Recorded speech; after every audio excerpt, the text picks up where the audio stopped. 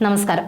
Hema committee റിപ്പോർട്ടിലെ ഇനിയും പുറത്തു വരാത്ത അഥവാ മനോഹരമായ ചില്ലുകൂട്ടിൽ താരപ്പകിട്ടിന്റെ ഒളി മങ്ങാതിരിക്കാൻ അടച്ചുപൂട്ടി പൂഴ്ത്തിവെച്ച ചില കഥകളും ചില പേരുകളുമെല്ലാം പൊതുജനം അവരുടെ ഇഷ്ടങ്ങൾക്കനുസരിച്ച് ഊഹിച്ചെടുത്ത് പൂരിപ്പിക്കുമ്പോൾ അവിടെ ഒഴിച്ചുകൂടാനാവാത്ത ഒരു പേര് മോഹൻലാലിൻ്റെത് തന്നെയാണ്. എന്നും മലയാളി മനസ്സിന്റെ നായക സങ്കല്പങ്ങളിൽ ഭ്രമിപ്പിക്കുന്ന രൂപഗാംഭീര്യമായി ലാലേട്ടൻ നിറഞ്ഞു തന്നെ നിന്നു. അതുകൊണ്ട് തന്നെ നിരവധി ഗോസിപ്പുകളും അദ്ദേഹത്തിന്റെ പേരിൽ ഉണ്ടായിട്ടുണ്ട്. ഹേമ കമ്മിറ്റി റിപ്പോർട്ട് പുറത്തു വരുമ്പോൾ ഉടഞ്ഞു വീഴുന്ന വിഗ്രഹങ്ങളിൽ മോഹൻലാൽ എന്ന പേരും ഉണ്ടാകുമെന്ന് ഉറപ്പിക്കുകയായിരുന്നു മലയാളി. എന്നാൽ ഈ വിഷയത്തിൽ ഇപ്പോൾ എം റിജു പങ്കുവെച്ച ഒരു കുറിപ്പാണ് വൈറലാകുന്നത്. മോഹൻലാലുമായി 3000 സ്ത്രീകൾ കിടക്ക പങ്കിട്ടു എന്ന പ്രമുഖ അവതാരകന്റെ ചോദ്യവും അതിന് അദ്ദേഹം നൽകിയ മറുപടിയും പ്രതിപാദിച്ചുകൊണ്ടുള്ളതായിരുന്നു ആ കുറിപ്പ്.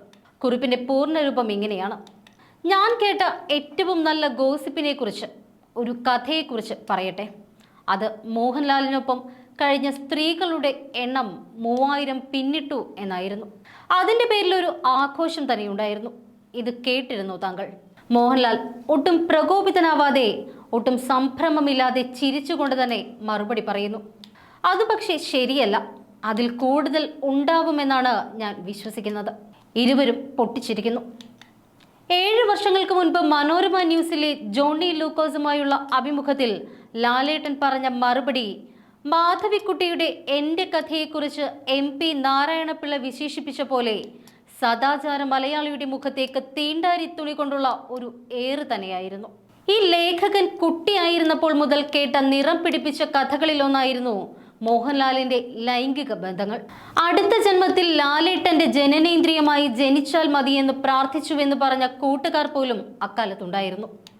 മമ്മൂട്ടി മര്യാദ പുരുഷോത്തമനും പെട്ടിക്കുട്ടി മാമാട്ടി എന്ന നിലയിൽ കുടുംബസ്ഥനുമായി ജീവിച്ചപ്പോൾ സിനിമയ്ക്കകത്തും പുറത്തും പ്ലേ ബോയ് ഇമേജ് ആയിരുന്നു മോഹൻലാലിന്.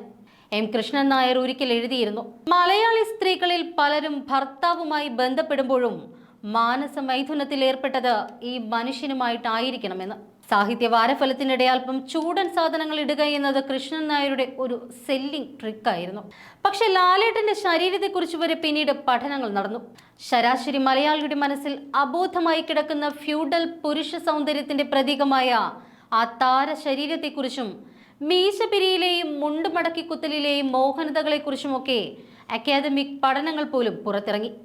താൻ മദ്യപിക്കുമെന്നത് മോഹൻലാൽ രഹസ്യമായി വെക്കാറില്ല. ഇഷ്ടമുള്ള ഭക്ഷണം ആവോളം കഴിക്കാൻ മടി കാണിക്കാറുമില്ല. ഒന്നിനോടും വിരക്തിയും വൈരാഗ്യവും ഇല്ലാത്തതുപോലെ അനാവശ്യമായ ഉത്കണ്ഠയും വിജയങ്ങളിലെ അമിത ആഘോഷമോ പരാജയങ്ങളിലെ അമിത വിഷാദമോ ഒന്നും തന്നെയില്ല.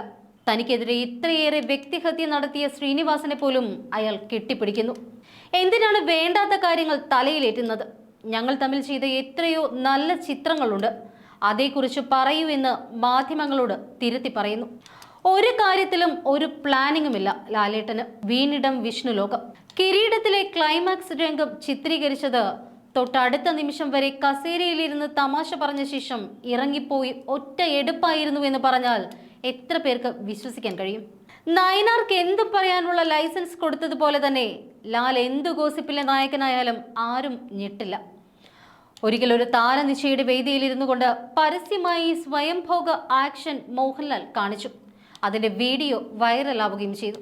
അപ്പോൾ അദ്ദേഹത്തിന്റെ തൊട്ടടുത്തിരിക്കുന്ന മമ്മൂട്ടി അടക്കമുള്ളവർ പൊട്ടിച്ചിരിക്കുകയായിരുന്നു. അത് മറ്റാരെങ്കിലുമാണ് കാണിച്ചിരുന്നത് എങ്കിൽ മലയാളി അങ്ങ് കൊന്നു കൊല വിളിച്ചേനെ.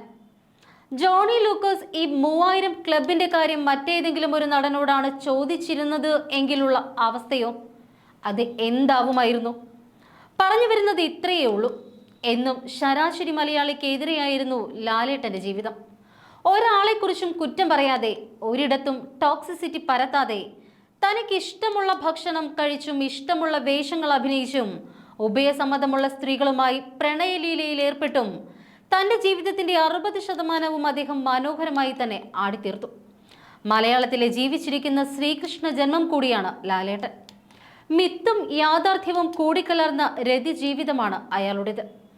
ഒരു വഷളൻ ലൈംഗിക പീഡകന്റേതല്ല ലാലേട്ടന്റെ മുഖഛായ. ലാലേട്ടൻ ഭാര്യയോട് ഫോണിൽ സംസാരിക്കുന്നത് ഈയിടെ കേട്ട ഒരു സംവിധായകൻ പറഞ്ഞത് ഇന്നലെ വിവാഹം കഴിച്ചവരാണ് ഇവർ എന്ന് തോന്നിപ്പോകും എന്നാണ്. അത്രമാത്രം പ്രണയം, അത്രമാത്രം കരുതൽ. 16,008 കാമുകിമാർക്കും ഒരേപോലെ പ്രാപ്യനായ ഒരു മിത്തിക്കൽ ജന്മം. അയാളുടെ രതി നിങ്ങൾ ചെയ്യുന്ന ഈ സെക്സ് അല്ല. ഇത്ര കാലത്തിനിടയിൽ ഒരു മീടു ആരോപണം പോലും ചെരിഞ്ഞു കിടക്കുന്ന ലോകത്തിലെ ഈ രണ്ടാമത്തെ അത്ഭുതത്തിന്റെ പേരിൽ ഉണ്ടായിട്ടില്ല. ഇപ്പോൾ ഹേമ കമ്മിറ്റി റിപ്പോർട്ടിന്റെ അടിസ്ഥാനത്തിൽ ഉറഞ്ഞു തുള്ളുന്നവരോട് ഒന്ന് മാത്രമേ പറയാനുള്ളൂ: നിങ്ങൾക്ക് മോഹൻലാലിനെ അറിയില്ല. ചുരുങ്ങിയ പരിചയം വെച്ച് എനിക്ക് പറയാൻ കഴിയും, അയാൾ ഒരു പീഡകനും കോക്കസ് നായകനുമല്ല, ചാണകവും സംഖ്യയുമല്ല, ഒരു കള്ളിയിലും പെടാത്ത ഒരു അവധൂത ജന്മമാണ് അയാൾ. അയാളെ അയാളുടെ പാട്ടിന് വിടുക.